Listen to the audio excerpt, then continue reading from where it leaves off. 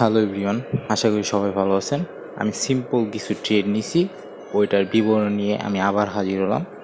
চলুন দেরি না করে বিবরণটা শোনা যাক। এখানে দেখতে পারতেছেন মার্কেটটা অনেকটা আপ ট্রেন্ডে আছে। বায়াররা বাই করতে করতে অনেক আপে নিয়ে গেছে। এখানে তারপর সেলাররা সেল করে হালকা ডাউনে নামানোর পর দুইটা পিন বার হয়েছে। তারপর বায়াররা একটু উপরে নিছে, দেখেন এনে হায়ার লো তৈরি করছে আসলে।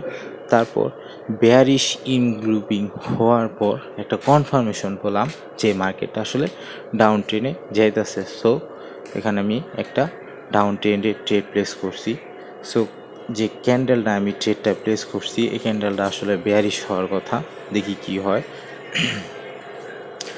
তারপরও আপনারা দেখতে পারতেছেন এখানে একটা এম প্যাটার্ন তৈরি করছে। এটা বেয়ারিশ না বুলিশ ক্যান্ডেল হচ্ছে। সো যেহেতু আমি কনফার্ম আছি যে মার্কেটটা ডাউন ট্রেন্ড হবে, তাহলে আমি পরে আরও দুইটা ট্রেড প্লেস করে দিছি। বেয়ারিশ পিন বার হওয়ার পর আমি আরেকটা কনফার্মেশন পেয়ে গেলাম।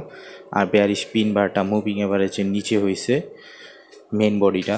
তো এখানে আরও ডাবল কনফার্মেশন পেয়ে গেলাম, M pattern, pin bar and moving এভারেজের নিচে তিনটা।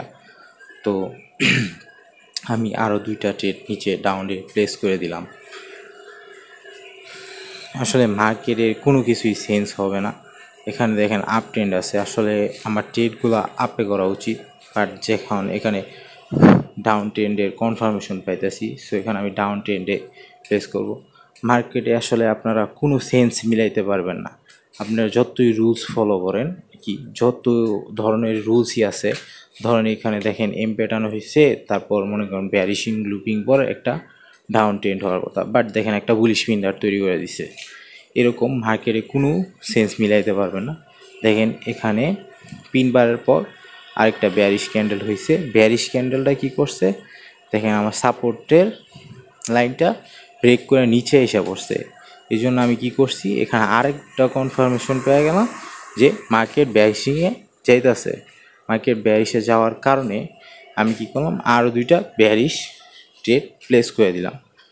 তো এখানে সেন্স মিলতেছে যে আমি ক্যান ট্রেডগুলো নিতেছি, কিন্তু যখন রিয়ালভাবে ট্রেড করবেন তখন আসলে কোনো সেন্সই মিলাইতে পারবেন না।